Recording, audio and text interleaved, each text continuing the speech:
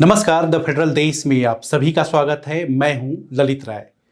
पीली पोशाक में लिपटा एक शख्स, आंखों पर महंगा रेबन का चश्मा, बगल में खड़ी करोड़ों रुपए की डिफेंडर और कुछ कदम आगे पोर्स 911 टर्बो जैसी सुपर लग्जरी कार। ये तस्वीर किसी फिल्मी सितारे की नहीं है, यह किसी उद्योगपति का फोटो शूट भी नहीं है।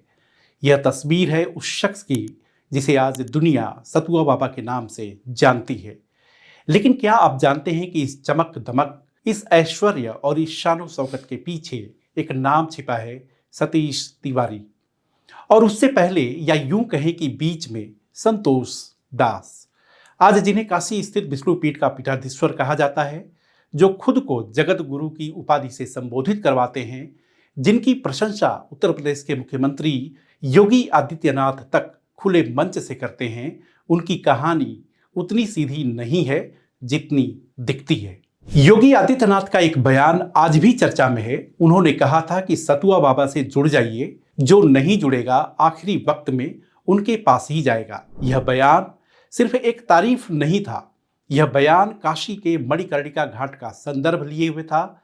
वही घाट जहां जीवन का अंतिम सत्य सामने आता है, जहां चिताएं जलती हैं और अहंकार राख बन जाता है। लेकिन सवाल यहीं से शुरू होते हैं, आखिर ऐसा क्या है सतुआ बाबा में? एक आध्यात्मिक गुरु को लेकर इतनी चर्चा क्यों है? क्यों उनके नाम के साथ हमेशा विवाद, वैभव और वैचारिक टकराव जुड़ा रहता है? और सबसे अहम सवाल, क्या आध्यात्म और शानो शौकत एक साथ चल सकते हैं? सबसे पहले नाम से शुरू करते हैं। सतुआ बाबा यह कोई जन्म से मिला नाम नहीं है। खुद बाबा कहते हैं कि यह नाम किसी ब्रांडिंग का हिस्सा नहीं, बल्कि एक दौर की मजबूरी से जन्मा हुआ प्रतीक है। 1998 का वो साल था।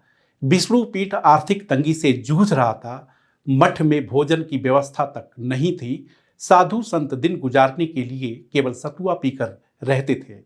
यही वजह थी कि उस पीठ के पीठाधीश्वर को लोग सतुआ बाबा कहने लगे। बाबा के अनुसार यह नाम किसी व्यक्ति का नहीं, बल्कि एक पद का नाम है, एक ऐसी गद्दी जो अभाव और तपस्या से निकल कर आई। लेकिन समय बदला और हालात भी। आज वही सतुआ बाबा हैं जिनके काफिले में 3 करोड़ की डिफेंडर चलती है, 4 करोड़ से ज्यादा की पोर्स 911 टर्बो दौड़ती है और जरूरत पड़े तो प्राइवेट जेट भी उड़ान भर लेता है। जब उनसे पूछा गया कि एक संत को इतनी महंगी गाड़ियों की क्या जरूरत, तो जवाब सीधा था, हमें अपने मुकाम तक पहुंचना होता है। हम किस गाड़ी में बैठे हैं यह हमारा विषय नहीं। गाड़ियां सिर्फ व्यवस्था का साधन है। अगर इन्हें रथ कहा जाए तो भी गलत नहीं होगा। और यहीं से बहस शुरू होती है। सतुआ बाबा अपने वैभव को सनातन परंपरा से जोड़ते हैं। उनका दावा है कि सनातन कभी गरीब नहीं रहा। सनातन में वैभव और साधना हमेशा साथ साथ चले हैं। यह तर्क सुनने में प्रभावशाली लगता है। इतिहास के पन्ने पलटें तो राजाओं, महाराजाओं, मंदिरों और आश्रमों की भव्यता सामने आती है। लेकिन सवाल यह नहीं है कि सनातन ऐश्वर्यशाली था या नहीं। सवाल यह है कि आज के समय में एक आध्यात्मिक गुरु की भूमिका क्या होनी चाहिए। यही सवाल उनके आलोचक उठाते हैं। आलोचकों का कहना है कि कम से कम सनातन को इस बहस में मत घसीटिए। एक संत से अपेक्षा होती है कि वह सादगी का उदाहरण बने।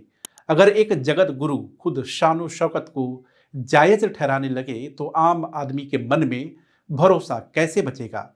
लेकिन सतुआ बाबा पहली बार विवादों में नहीं आए हैं।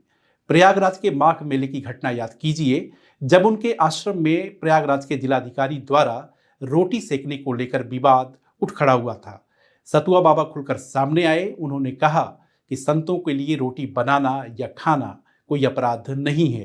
प्रयागराज सनातन की भूमि है, यहाँ संत और अधिकारी साथ बैठते हैं, तो इसमें गलत क्या है? यह बयान भी उनके समर्थकों को पसंद आया और आलोचकों को चुभ गया। अब जरा पीछे चलते हैं, उस गांव की ओर जहां से यह कहानी शुरू हुई। उत्तर प्रदेश और मध्य प्रदेश की सीमा पर बसा ललितपुर जिला। ललितपुर से सिर्फ 6 किलोमीटर दूर मसौरा गांव, यहीं जन्म हुआ था सतीश तिवारी का। 4 भाइयों में सबसे छोटे, पिता शोभाराम तिवारी, परिवार साधारण। 26 साल पहले बड़े भाई महेश तिवारी के साथ सतीश को पढ़ाई के लिए बनारस भेजा गया। उम्र सिर्फ 13 साल। लेकिन बनारस की गलियों में सतीश का मन किताबों से ज्यादा घाटों, मंत्रों और साधना में रम गया। उनका झुकाव देखकर मणिकर्णिका घाट स्थित सतुआ आश्रम में दाखिला करा दिया गया। 2005 में उन्होंने संन्यास ले लिया और नाम बदलकर रखा संतोष दास। 2011 में उनके गुरु यमुनाचार्य जी महाराज ने उन्हें महामंडलेश्वर घोषित कर दिया। अगर शैक्षणिक योग्यता की बात करें तो महज 9वीं पास, लेकिन आध्यात्म में डिग्रियां नहीं, प्रभाव मायने रखता है और प्रभाव सतुआ बाबा ने बनाया। आज वे जिस मुकाम पर हैं वह किसी साधारण संत का नहीं, राजनीति, प्रशासन, मीडिया, हर जगह उनकी मौजूदगी दर्ज होती है। लेकिन सवाल आज भी वही है कि क्या आध्यात्म का रास्ता इतनी चमक दमक से होकर ही गुजरता है, या फिर यह चमक आस्था की असली लौ को धुंधला कर देती है। अगर आपका कोई सुझाव है तो आप उसे इनबॉक्स कर सकते हैं और अपने कमेंट को भी इनबॉक्स में लिख सकते हैं। इसके साथ ही साथ अगर आपने हमारे चैनल को लाइक, शेयर और सब्सक्राइब नहीं किया है तो लाइक, शेयर और सब्सक्राइब भी करें।